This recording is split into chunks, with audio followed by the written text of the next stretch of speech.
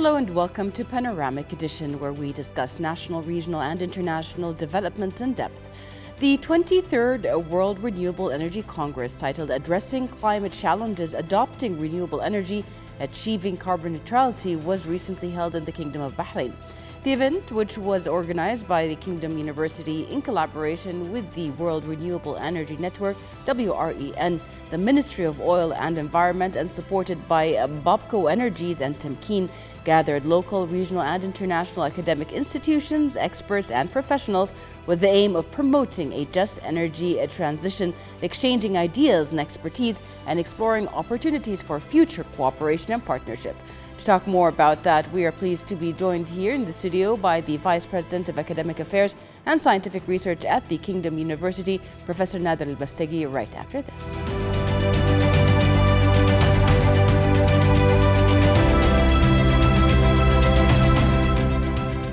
Welcome back. We are pleased to be joined here in the studio by the Vice President for Academic Affairs and Scientific Research at the Kingdom University, Professor Nader Al-Bastagi. Thank you very much for being with us today. Thank you for inviting me. I'm very happy to be with you today. First of the success, congratulations on the success of the Sustainable or the Renewable Energy Congress that has happened. In a contemporary kind of technological society, energy significantly changes the bar or elevates the bar when it comes to affecting our life and playing an integral part in who we are and what we are able to do in our life. So what is the importance from your point of view to transition to sustainable energy at this point? First of all, I'd like to thank you for giving me this opportunity to talk on this event. I totally agree with you. Energy, our current society, modern society, all societies are totally energy dependent and totally energy intensive. If you go, say, even 200 years ago or 100 years ago, you needed very little energy, just to light your lamps maybe, and that's it. But nowadays, you cannot live without energy. Absolutely. Talking even in hot areas like Bahrain, you need extensive air conditioning in the summer. To run all of your devices, you need energy. Absolutely. To run your car, you need energy. To travel, you need energy. A huge amount of energy. It's totally energy intensive. Of course, there are problems with energy as well. And this is why the transition is important. Transition from conventional energy to sustainable energy. The problem with energy is that it can end the sources of energy, which is the traditional or fossil, so-called fossil fuels, which is natural gas and petroleum. These will not last forever. I mean, depends on the reserves. 100 years, 200 years, maybe a little more. But what then after that? So we must from now start to prepare, and the transition becomes very important. But that's not the only problem. There are issues with the fossil fuel source of energy. Two types of issues, I think. One of them is the pollution associated with it. Because when you burn fossil fuels, you're going to produce CO2 in huge quantities, but also you've got other pollutants. I mean, CO2 and so on is not a health issue, unless it's in a very closed area. But you've got NOx and SOx, which are nitrogen oxides and sulfur oxides, which are present in petroleum in small amounts. But these can have severe health effects. So you've got health issues associated as a result of pollution. With fossil fuels. But there's another type of environmental issue, which is not, I cannot perhaps categorize it as health, is to do with global effects. CO2 it produces the greenhouse effect, Yeah. which means the temperature of the Earth increases with time. It acts like a glass house. Yes. Like a, yeah. So as it accumulates in the upper atmosphere, Yeah. the temperature of the Earth is gradually increasing, Yes. slowly, but gradually. Of course, there are other gases that cause greenhouse effects, like methane. For example. Methane has much higher impact on greenhouse effect. Yes. But methane, production and emission is very small compared to CO2.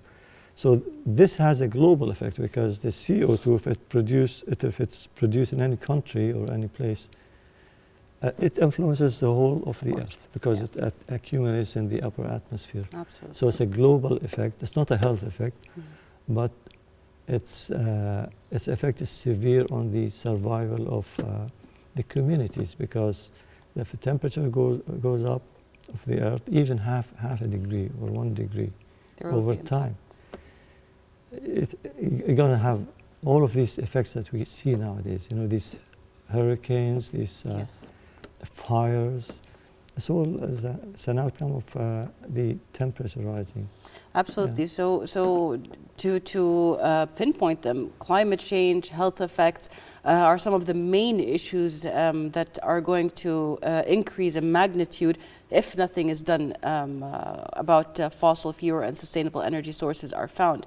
But also preparing to get into sustainable energy was an issue, but nowadays there are so many choices and availabilities, and this is one of the reasons why this Congress was really important. The 23rd World Renewable Energy Congress is actually a very vital event that had a lot of people come together and talk about goals and expectations and experiences. What can you tell us about the objectives and importance of this event, and how did the Kingdom University start to organize it and make it happen? Right, that's a very good question. Kingdom University has part of its activities and goals is to achieve or participate in achieving the sustainable United Nations SDGs, sustainable goals. And one of the methods of achieving such goals, and one of the areas of such goals, is the issue of sustainability through energy. And achieving the goal of sustainable energy requires a number of things from a university setup. As a university, we decided that organizing such a conference would help us a lot in bringing people together, experts, international experts from around the world.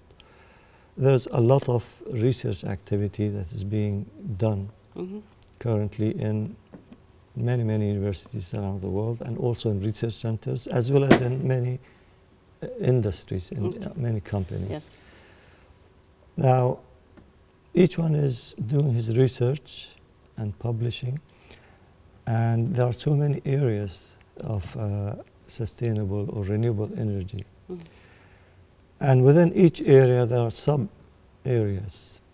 And each researcher is working in universities. You have professors working with their students, PhD and master students, and they're working in very tiny, specific elements of, of innovation and development in each of those sub-areas. Normally, people publish in journals, international journals, and researchers can follow so that they can build upon what has been done and start new areas of research. But it's always a very good idea to bring everyone together. Because then you can talk to each other. And you cannot get this through reading journals alone, papers in journals alone. You have to meet with each other and discuss.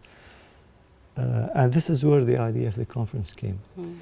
Actually, the REC, or the World Renewable Energy Congress, is an event that was started in 1990 by the World Renewable Energy Network in UK, in Brighton, UK.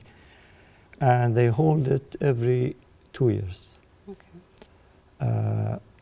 And every year it's done in a different country.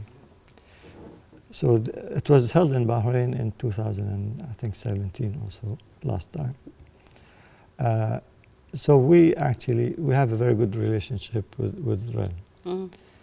And actually they suggested to us, this is about 3 years ago, we had a seminar with them in Bahrain, and they said, why don't you host the Congress in Bahrain and you become our local organizer. Yeah. And we welcome that because that's an excellent way to promote, on the one hand, one objective, you mentioned objectives, promote renewable energy in the area. Yes.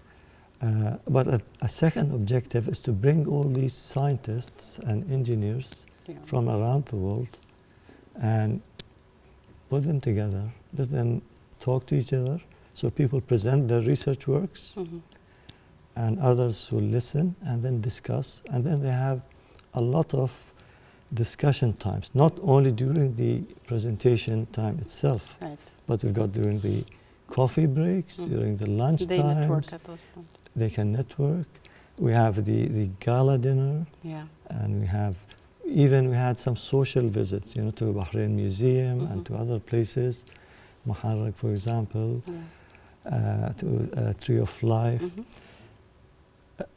Throughout all of these events, people sit together and they chat. So not only on social issues, but also on scientific issues. So this is where ideas can be created, ideas for new research topics, but also if you're not very clear on how that researcher has done his work and some of the details, this is where you can ask and get more information. And it's very important, especially for research students who are doing their PhDs and masters in these areas, and they want to continue the work of other people and add to it some new things.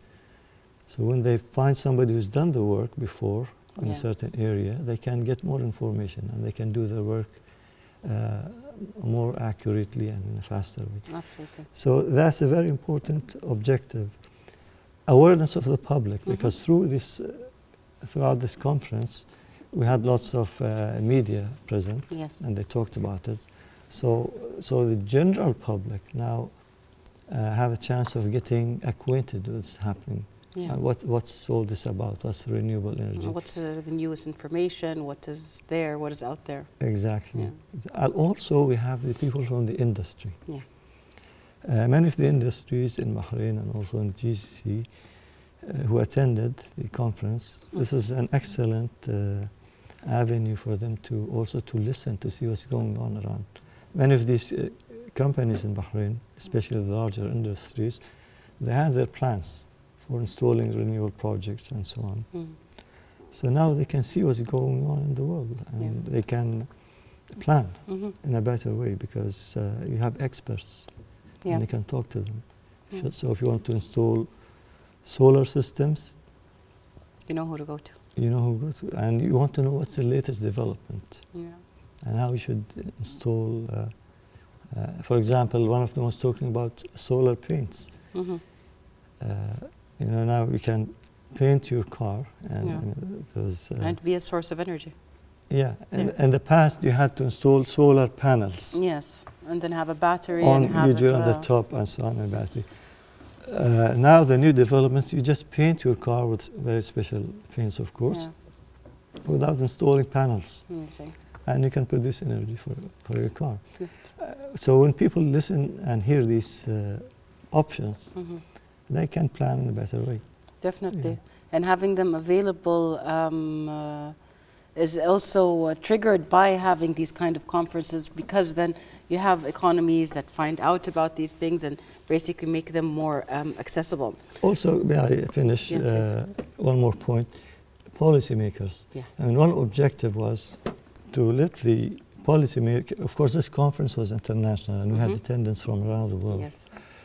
So policymakers, whether they are in Bahrain, in the region, GCC, or around the world who attended the conference, they will also listen, because lots of presentations were about also legal issues, financial issues, financing renewable energy, and how policy can help enhancing and speeding up the process of adopting renewable energy. Yes, so this was also another objective. Definitely.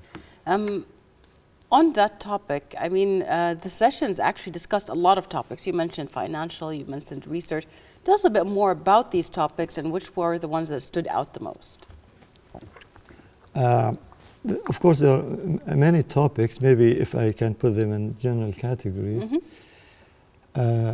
Number one comes solar, because in Bahrain and also in our part of the world, solar really is number one source. It's abundant. But solar, again, is subcategories. Are we going to talk about solar electric? So PV panels convert solar energy directly to electric energy. Yeah. Or are you going to talk about solar thermal?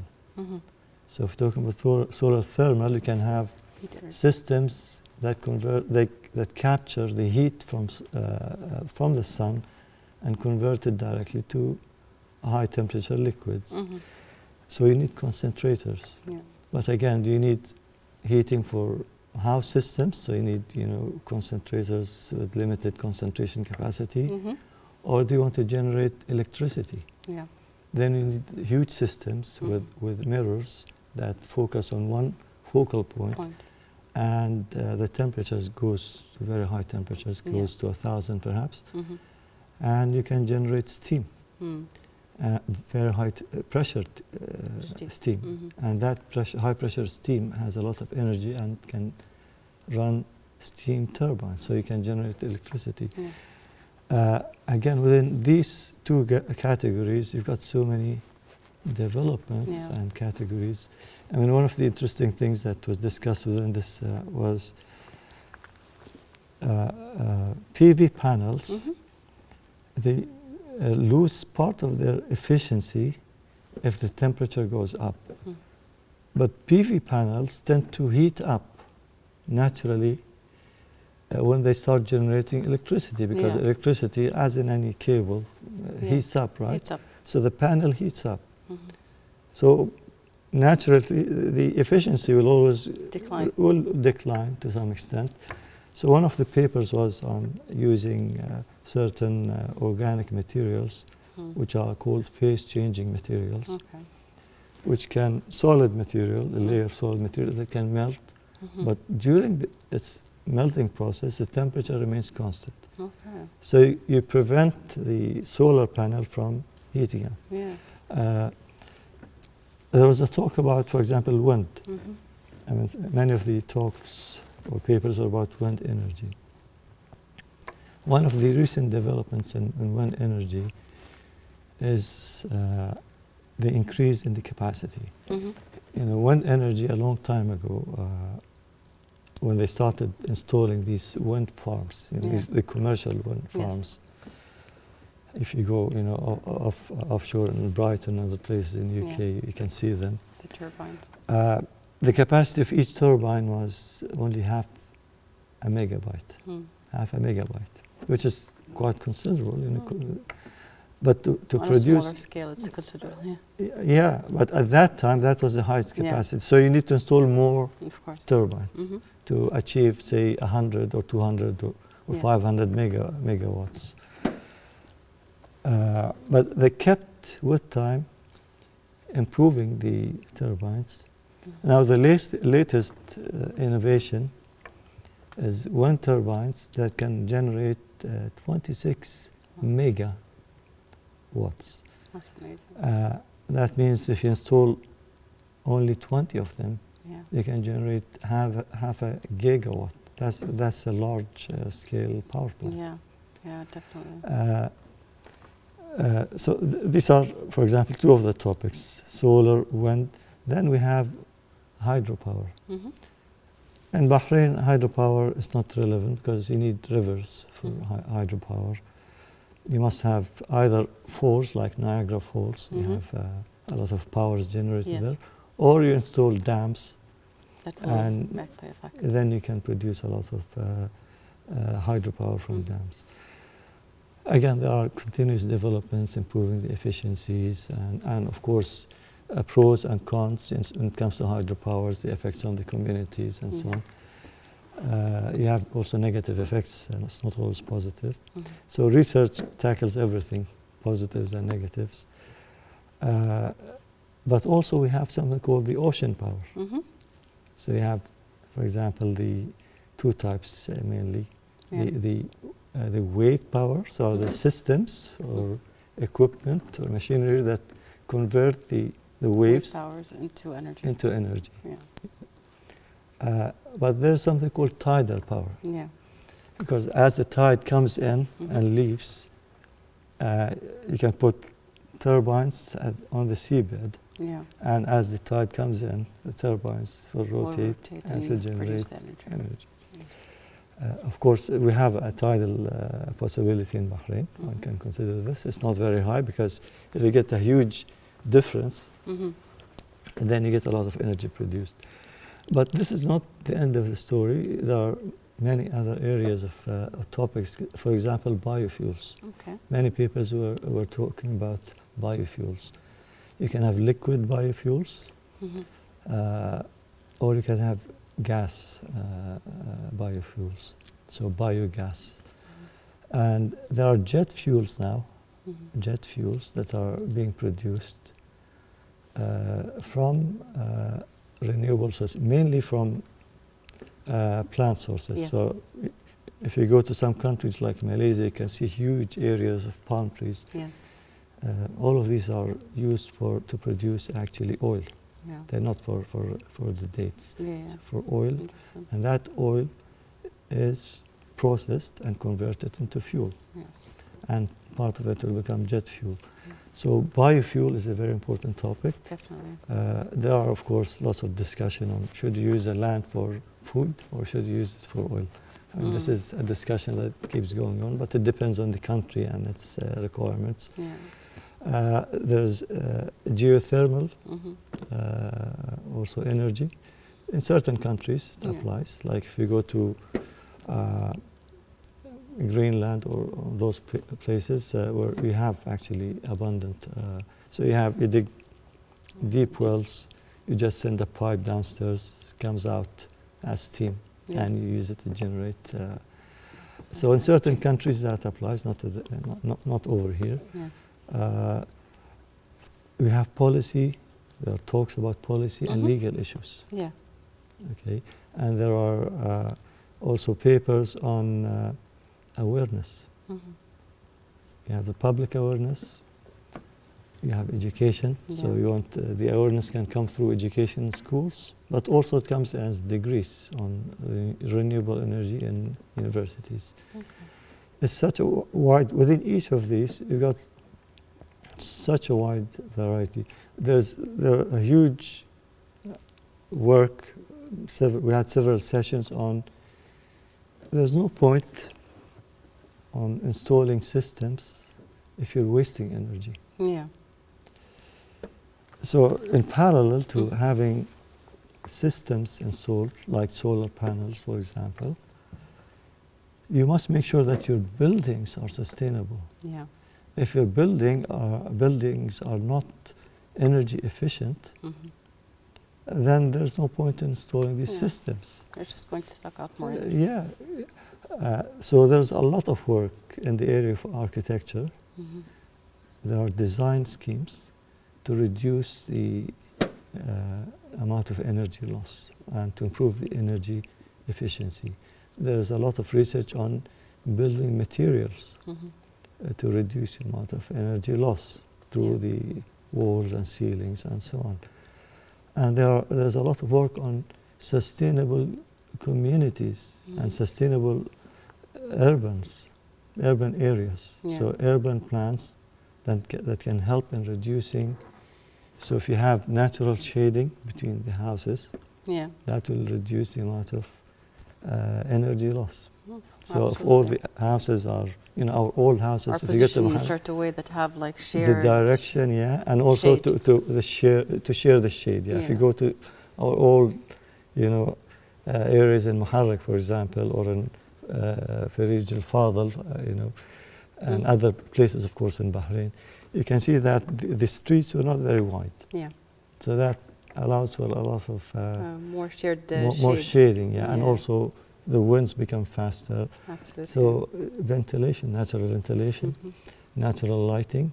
Yeah. So there's a lot of work on energy efficiency in the area of buildings, architecture, sustainable buildings, sustainable cities, green cities.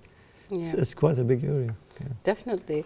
When we're talking about these topics, we see how year over year, and also from one event to another, they complement the work from years before that. And specifically in the Kingdom of Bahrain, we know that we have a lot of experts here on sustainable development, on sustainable energy development, and generally in the field of or renewable energy.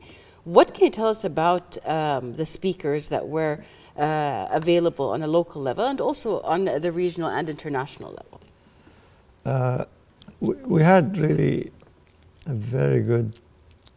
We were lucky to have a very good team, a group of very distinguished speakers and experts from around the world, and also from Bahrain.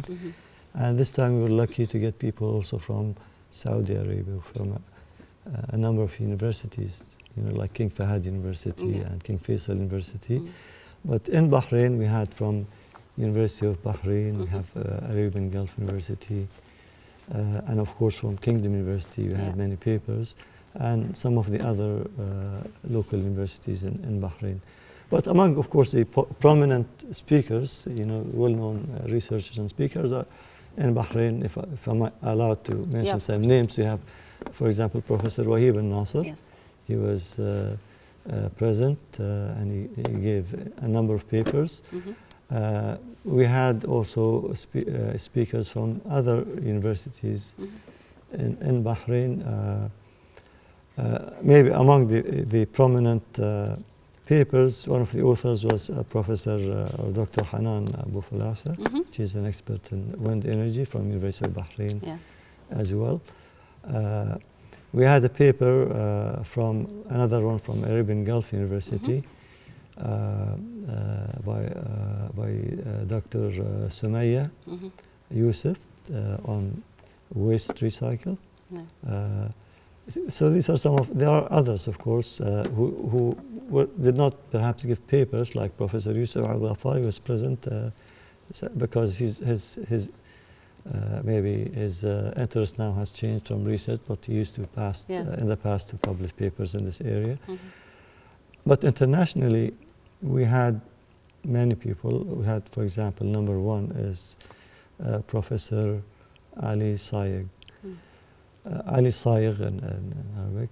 He's actually a British citizen, and he was the one behind the start of REN, World Renewable Energy Network. He actually established this.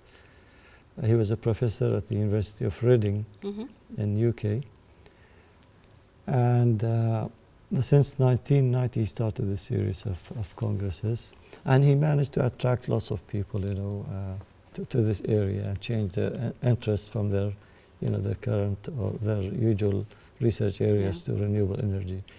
So he's a well-known figure internationally. We had Professor Robert Kreithoff. He's a world leader in air conditioning using solar energy. We had actually a speaker who did not manage to come, but he was listed initially, Professor Martin Green from Australia. He's a well-known figure on solar energy. We had also people from Germany. We had one of the key figures was Mr. Rainer Henrich, who was on the government sector, from the government sector. He's retired now, but he's working in a consulting company. But he was one of the policymakers in Germany. And Germany is one of the leading countries in the world in the area of solar energy. So I think, I don't know the exact figures, because their achievement now is quite high, using solar energy. So their experience really is, something to learn Yeah. from. We also had Professor Muller from Germany. Mm-hmm. Again, he's an architect, so he was talking about Sustainable buildings and architecture. We had also experts from Italy, Professor Marco Sala Mm-hmm. from University of Florence. Again, he's in the area of architecture and sustainable buildings. We had speakers from USA, from other places in Europe, like Slovenia, Greece. We had speakers from China, from India, from many other, of course, from Morocco, Egypt, and Africa, African countries, also from Oman, from, of course, as I said, Saudi Arabia.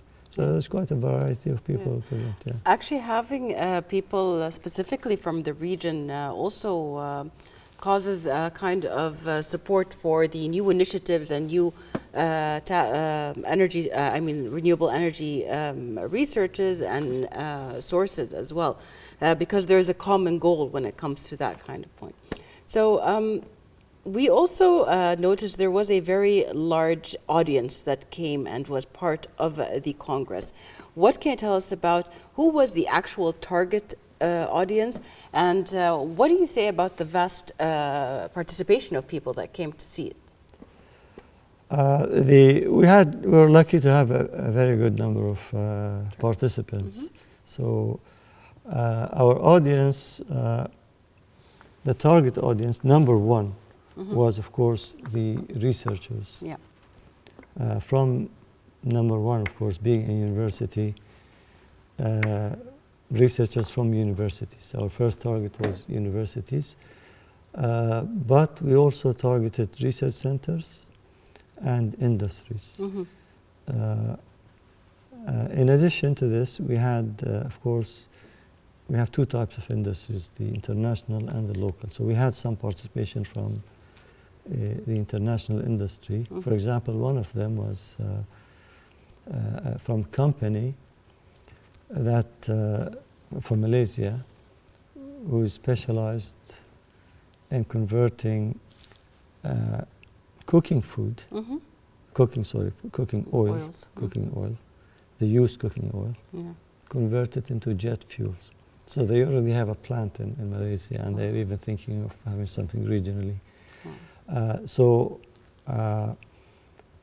Locally, we had people present from the local industries because we need to create the awareness and to give them the options. They need to know what are the options and how they can use what the latest developments in the world and moving faster. We don't want to start from zero or reinvent the wheel.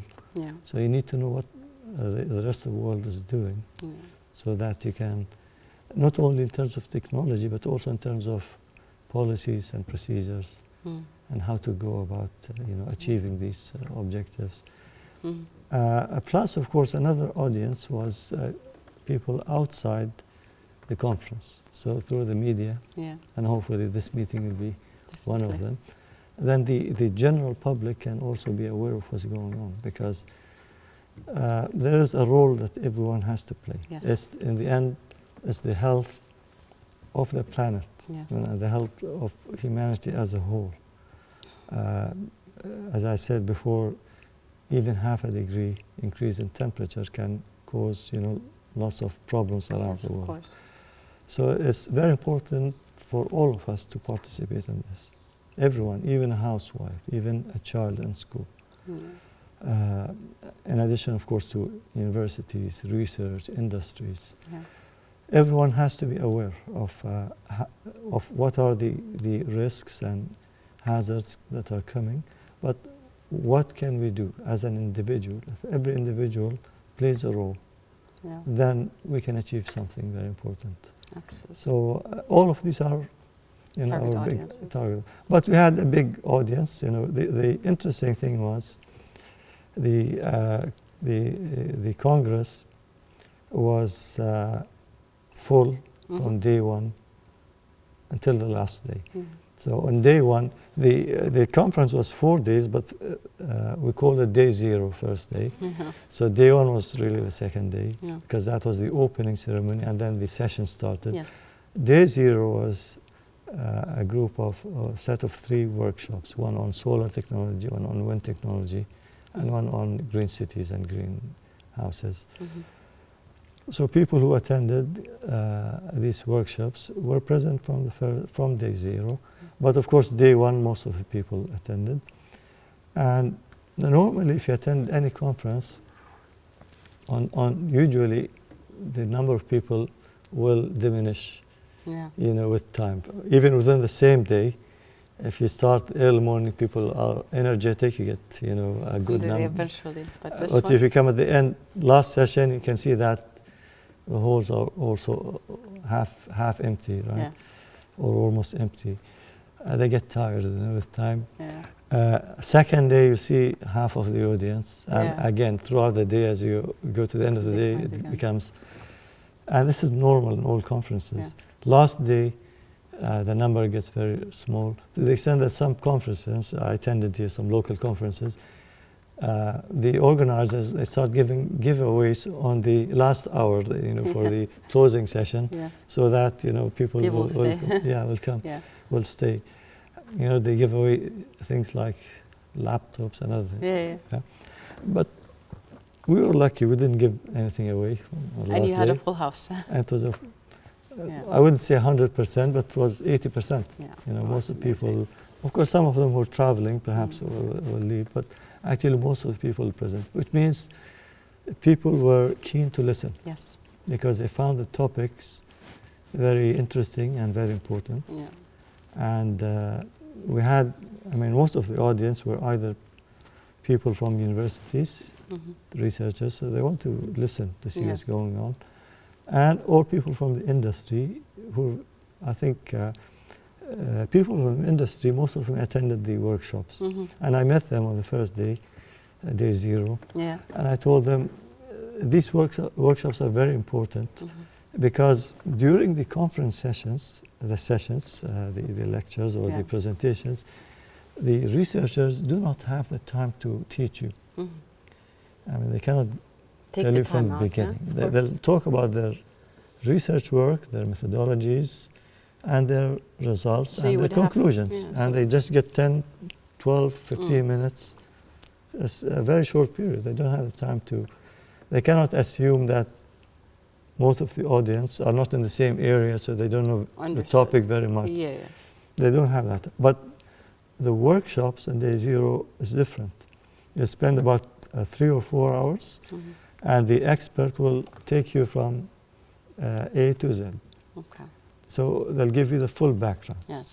So if you're coming from the industry and perhaps you're interested in solar energy, and you know all about solar energy, but you don't know much about wind energy or architecture, sustainable architecture, then it would be a good opportunity to attend one of the workshops and learn about the subject.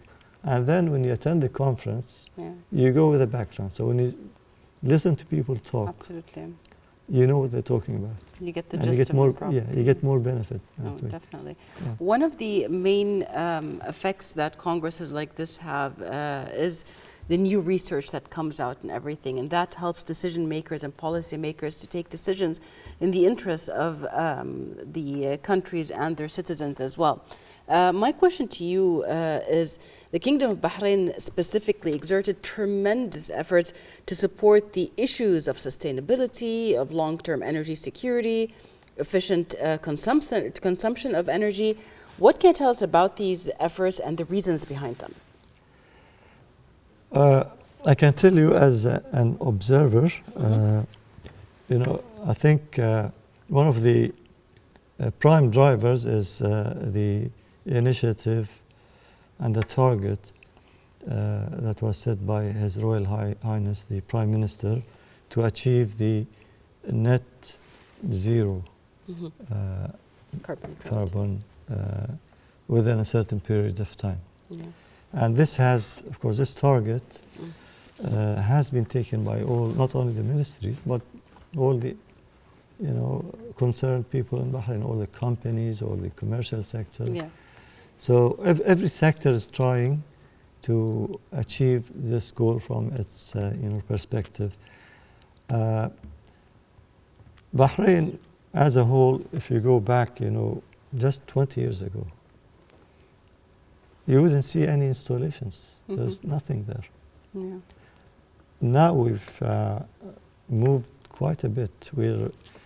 And one of the main reasons for this is the policy that was adopted and used by the government, the net metering. It is one of the policies. The net metering means you can produce energy using solar panels, and you can feed it to the grid, and it will be counted for you. Yes. So it will be deducted from your bill, from consumption. Now, as we know, the commercial sector, they pay they don't get the subsidies. They pay the full fees, or the full cost. So the tariffs are realistic tariffs. They're the actual cost of the So the commercial sector, naturally, especially the big companies, it all of a sudden became very feasible for them to install these solar panels because of the net metering.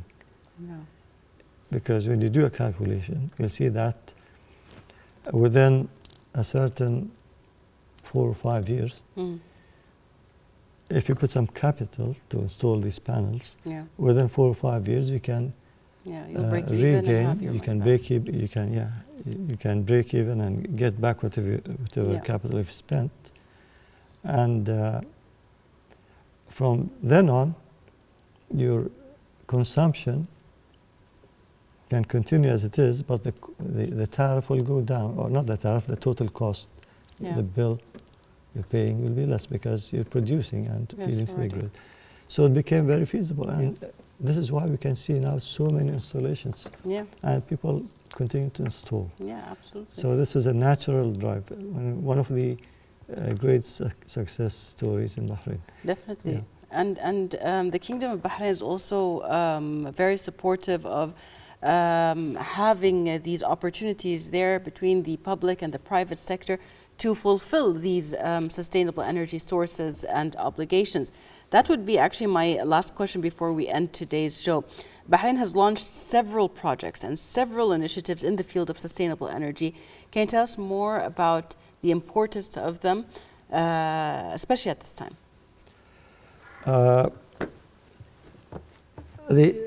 Bahrain, as I said, has a target, and that target of carbon neutrality can be only achieved through collaborative work and through some big projects. There are some big projects coming. I cannot talk about them because I'm not expert on those. I'm not even fully aware, but I heard a few things. But there are projects that are being planned, and big projects, and I think it will be even more feasible and doable if there is a collaboration between the GCC. Bahrain, as you know, the land area is very small, so we've got the offshore. The sea, right? In the sea, if you go even to UK, Germany, and other places, most of the installations of wind turbines are offshore in the sea. So one can consider this. Of course, there are challenges, and there are calculations to be done. But offshore, I think installation wind turbines could be an option for Bahrain. But number one, I think, option for Bahrain, and I think the people who are in charge know more about this. But I think quite sure solar is being considered at a very large scale in Bahrain. But solar PVs. Solar thermal, I think for Bahrain will not be an option because it needs a lot of land area. Yeah, And we don't have that capacity in Bahrain. of course. But the good thing about solar photovoltaics is that it can be either concentrated in the sense that you can put them in a certain land area, large installations. But you can also do it on a distributed manner. So you can put it on rooftops, on all government Schools, buildings, malls, which already schools, happens, mosques, and even houses, So I think solar photovoltaics will be the future for Bahrain. Definitely. Yeah. Thank you so much, Professor Dr. Nader Al-Bastigi, for being with us and for answering all of our questions today. Thank you so much. You're welcome. Thank you. And we'd also like to thank you, dear viewers, for watching, and we will see you next week in another episode of Panoramic Edition.